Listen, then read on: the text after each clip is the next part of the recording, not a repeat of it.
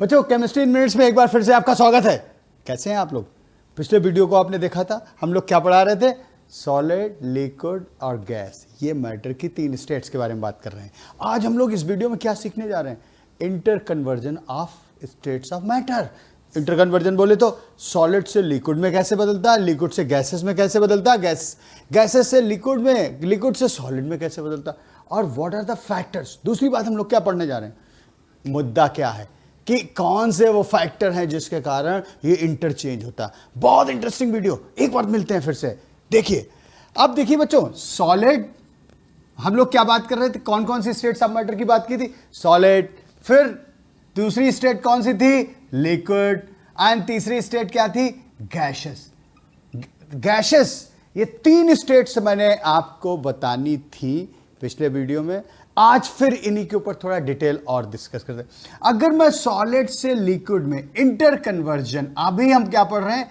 Inter conversion of states of matter. क्या बोला बेटा? Inter conversion.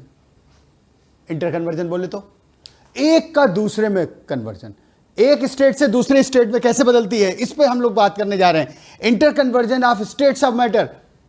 सॉलिड से लिक्विड में कैसे जाएंगे, और लिक्विड में गैसेस से, लिक्विड से गैसेस में कैसे जाएंगे।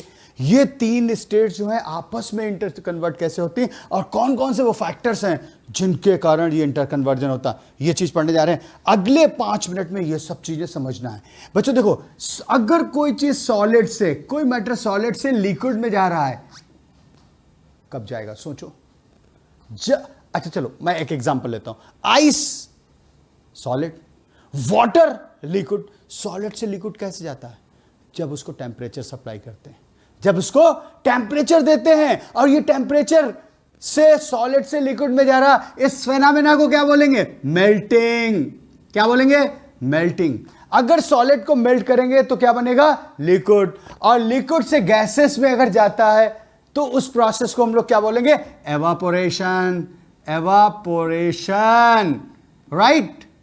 तो अगर सॉलिड से लिक्विड इंटर कन्वर्जन पहला, phenomena is called melting. Phenomena is called melting. Liquid से gases, evaporation. Phenomena is called evaporation. याद? अच्छा देखो, इसका रिवर्स भी हो सकता है। लिक्विड से, गैसेस से लिक्विड में कन्वर्ट हो रहा है। अगर गैसेस से लिक्विड में कन्वर्ट हो रहा है, the phenomena is called condensation. क्या बोलेंगे? कंडेंसेशन। क्या बोलेंगे? कंडेंसेशन। मेरे साथ बोलो, फिर से बोलो एक बार, मेरे साथ आओ, कम ऑन। सॉलिड से लिक्विड मेल्टिंग, लिक्विड से गैसेस एवापोरेशन। एवापोरेशन को हम वेपोराइजेशन भी कह सकते हैं। Vaporisation, vaporisation.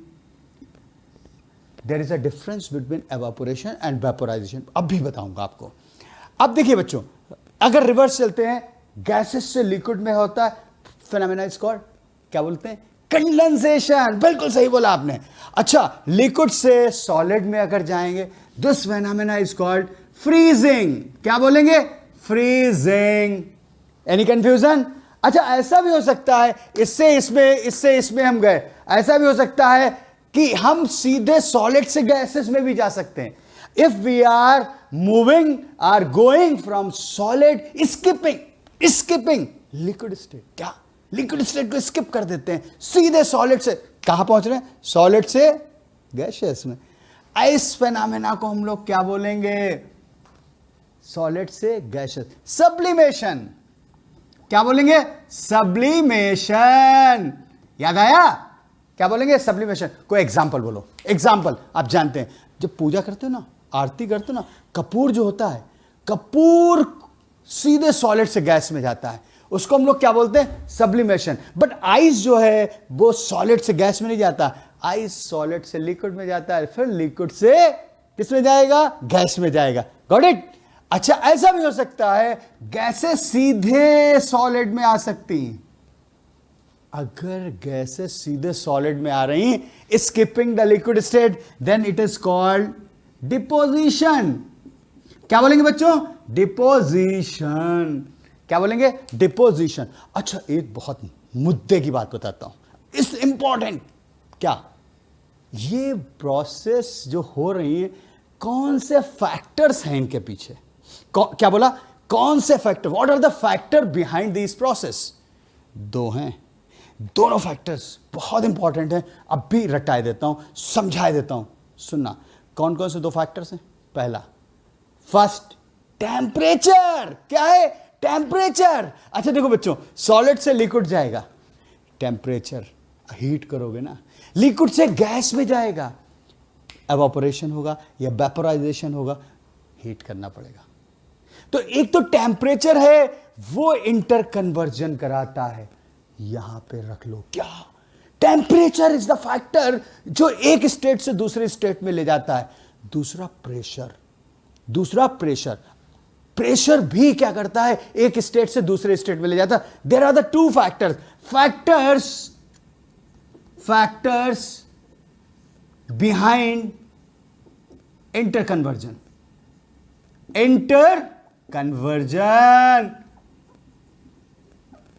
Of states.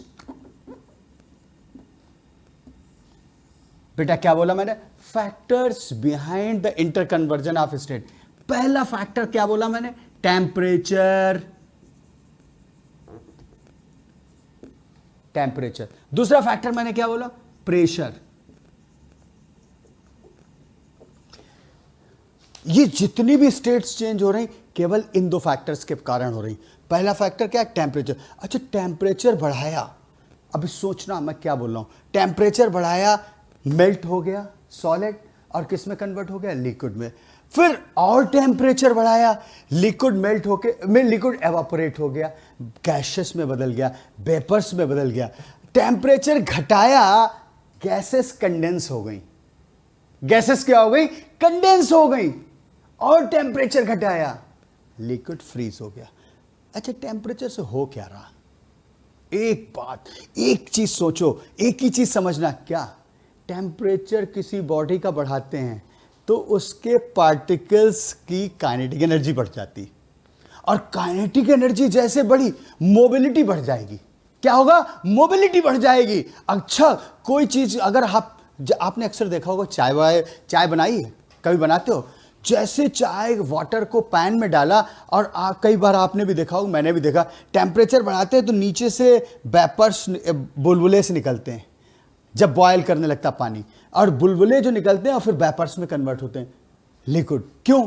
नीचे के मॉलिक्यूल्स की काइनेटिक एनर्जी इतनी अधिक हो जाती कि वो लिक्विड फेज से निकल के वेपर फेज में चले जाते हैं, और वहां पे क्या होता है? एम्प्टी स्पेस हो जाती। जब एम्प्टी स्पेस हो जाती तो बुलबुले, एयर बबल्स ऊपर आने लगती। क्या होता है? एयर बबल्स जो नीचे से उठती ऊपर आने लगती। समझा? क्या मुद्दा समझ में आया? सब बताओ, क्या समझ में आया? टेम्परेचर बढ़ाने से काइनेटिक एनर्जी बढ़ी, और काइनेटिक एनर्जी बढ़ी तो मॉलिक्यूल एक दूसरे से अबे जा रहे हैं। पिछले वीडियो में बोल रहा था ना, थर्मल एनर्जी। इसका मतलब टेम्परेचर बढ़ाया, एनर्जी बढ़ी, थर्मल एनर्जी बढ़ी, काइनेटिक एनर्जी बढ़ी, मॉलिक्यूल एक दूसरे से दूर भागने लगे, सॉलिड से लिक्विड हो गए, इंटर पार्टिकल स्पेसेस बढ़ गई।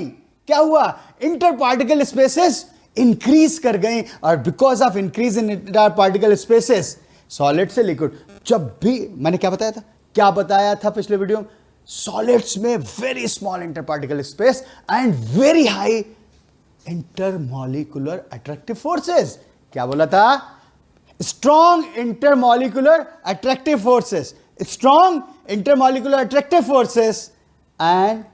And large small inter particle distance in case of solid. अब जैसे अगर हमने लिक्विड फेज में ले गए तो सॉलिड की तुलना में, as compare to solid, inter particle attractive forces क्या होंगे? वीकर होंगे, इंटरमॉलिक्यूलर स्पेसेस ज्यादा होंगी।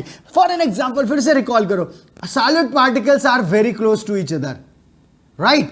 Liquids are slightly far away from each other as compare to solids.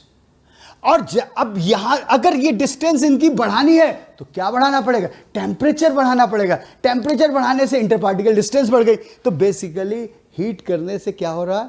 Temperature बढ़ रहा, टेम्परेचर से इंटर पार्टिकल डिस्टेंस बढ़ रही, अट्रैक्टिव फोर्सेस घट रहे हैं। मुद्दा बस इंटर पार्टिकल डिस्टेंस और अट्रैक्टिव फोर्स। मुद्दा क्या है? बेसिकली चाहे आप टेम्परेचर बढ़ाएं या प्रेशर चेंज करें, लेकिन इंटर पार्टिकल अट्रैक्टिव फोर्सेस बढ़ाने या घटाने हैं, इंटर पार्टिकल डिस्टेंसेस बढ़ाने या घटाने। अच्छा सोचो बच्चों, इंटर पार्टिकल डिस्टेंसेस बढ़ानी है तो थर्मल एनर्जी बढ़ानी पड़ेगी, इंटर पार्टिकल स्पेसेस घटानी। अच्छा, दो बच्चे एक दूसरे के पास लाने हैं तो कैसे लाओगे? दोनों को पुश करते रहो, एक दूसरे के करीब आएंगे, पुश करते रहोगे तो एक दूसरे के करीब आएंगे। ऐसे गैसियस मॉलिक्यूल में inter particle distances are very large और इनको पास लाना है।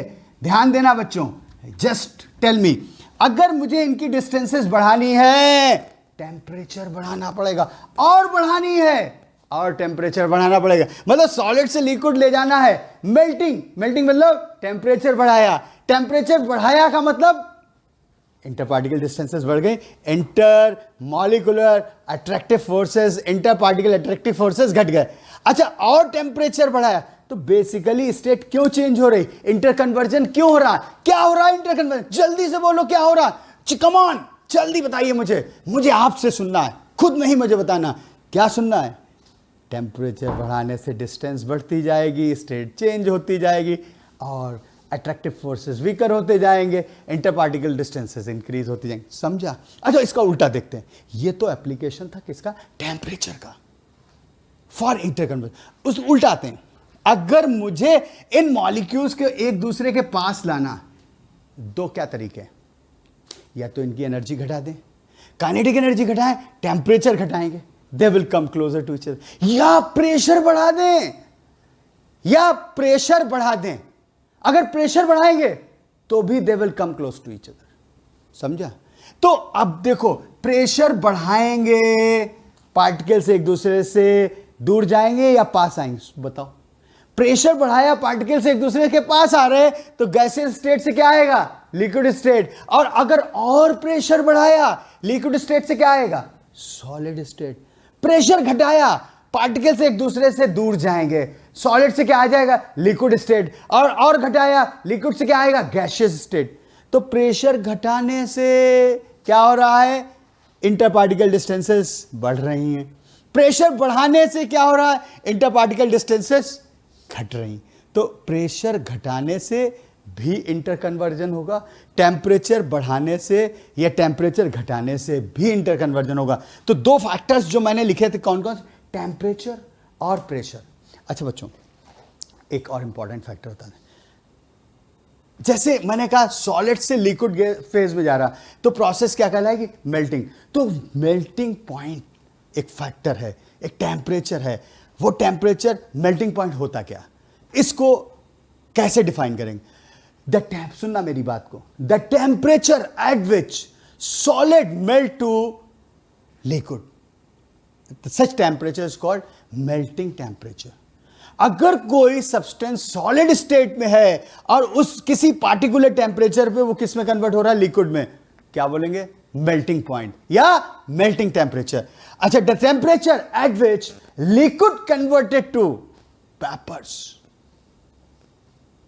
फिर से सुनो, the temperature at which liquid converted to vapours is called boiling temperature. लेकिन ये दोनों फिनोमेना एक पार्टिकुलर प्रेशर पे होते हैं। किस पे होते हैं? एक पार्टिकुलर प्रेशर। और वो पार्टिकुलर प्रेशर क्या कहलाता है? 1 एटमॉस्फेरिक। क्या कहलाता है? 1 एटमॉस्फेरिक प्रेशर। ओपन स्काई में हो रहा है, ओपन स्काई में प्रेशर कितना? 1 एटमॉस्फेरिक। तो इसकी एक रिफाइंड डेफिनेशन क्या होगी? मेल्टिंग पॉइंट क्या होता है? The temperature at which solid converted to liquid at ये 1 atmospheric pressure, at 1 atmospheric pressure. And that क्या एवापोरेशन जो हो रहा उसको हम लोग क्या बोलते हैं? Boiling point. यहां से यहां के टेम्परेचर को हम लोग क्या बोलेंगे? Melting point, melting point. और यहां से यहां के टेम्परेचर को हम लोग क्या बोलेंगे? Boiling point, boiling point. तो मेल्टिंग पॉइंट क्या है? The temperature at which the solid converted to liquid at 1 atmospheric pressure is called melting point. अभी लिख भी दूंगा। और बॉइलिंग पॉइंट क्या होता है? Liquids converted to the vapours और gases, vapours at 1 atmospheric pressure is called boiling point. अच्छा देखो, गैसेस से लिक्विड में आ रहे हैं, इसको क्या बोलते हैं? कंडेंसेशन। गैसेस से सॉलिड में आते हैं, इसको क्या बोलते हैं? डिपोजिशन। समझा? अब मैं दोनों को लिखता हूं। एवापोरेशन क्या होता है बच्चों? एवापोरेशन और वेपोराइजेशन दोनों अलग अलग फिनोमेना है। पूछो कैसे? एक बात मुझे आप बताओ, एक मैं क्वेश्चन आपको देता हूं, सोचो जरा उसको। अगर मैंने एक कुछ वाटर लिया और किसी टेबल पे डाल दिया, डाइनिंग टेबल, खाना खाते समय आपका पानी गिर जाता है, थोड़ी देर बाद, 1-2 घंटे बाद यू ऑब्जर्व दैट कि पानी तो एवापोरेट हो गया। सोचना मैं क्या कह रहा हूं। 1 घंटे 2 घंटे बाद आप पानी पी रहे थे डाइनिंग टेबल के ऊपर, डिनर या लंच के टाइम, पानी गिर गया। 1 घंटे बाद आप देखते हैं पानी एवापोरेट हो गया। लेकिन जब आप पानी को बॉयल करते हैं गैस के ऊपर तो वो भी एवापोरेट होता है। लेकिन आप जब गैस पे पानी को बॉयल करते हैं तो 100 डिग्री सेल्सियस टेम्परेचर चाहिए होता है, लेकिन और वो किस में? लिक्विड फेज से वेपर फेज में चला जाता है। लेकिन जो आपने पानी डाइनिंग टेबल पे डाला था, क्या उसका टेम्परेचर बढ़ाया था? फिर वो एवापोरेट कैसे हो गया? सोचना, कमेंट पे लिख देना। अगर आंसर आए, नहीं आए तो लिख देना, मैं आंसर दूंगा। क्वेश्चन समझा? मैंने क्या बोला? पानी आपका अगर डाइनिंग टेबल पे गिर गया, वो 1-2 घंटे के बाद एवापोरेट हो जाता है, उसका टेम्परेचर नहीं बढ़ाया, रूम टेम्परेचर पे ही एवापोरेट हो रहा। लेकिन जब हमने गैस के ऊपर पानी को बॉयल किया, चाय बना रहे थे, उस समय टेम्परेचर 100 डिग्री सेल्सियस किया, तब जाके वो एवापोरेट हुआ, वेपोराइज हुआ। इसका टेम्परेचर नहीं बढ़ाया तो कैसे एवापोरेट हो गया? क्योंकि water boils at 100 degree Celsius temperature. This temperature is called boiling temperature, boiling point. Okay? अब देखो बच्चों, melting point क्या होता है? Melting point, the temperature at which liquids melt, the temperature at which liquid melt under 1 atmospheric pressure. Atmospheric pressure is called melting point. Water का melting point कितना? 0 degree Celsius. 0 degree Celsius पे water क्या होता है? Solid से liquid phase में आता है। 0 डिग्री सेल्सियस, जैसे 0 डिग्री सेल्सियस से आप आगे बढ़ेंगे, वो क्या होगा? लिक्विड फेज में आ जाएगा। अगर 0 डिग्री से नीचे जाएंगे तो लिक्विड से किस में आ जाएगा? सॉलिड फेज में। And this is called freezing temperature. क्या बोलेंगे इसको? Freezing temperature. अच्छा देखो बच्चों, बॉइलिंग टेम्परेचर या boiling point, the temperature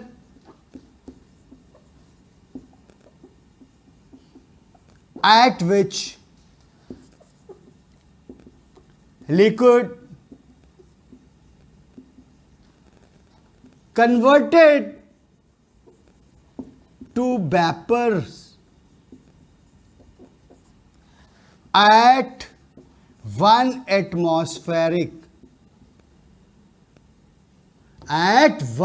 atmospheric pressure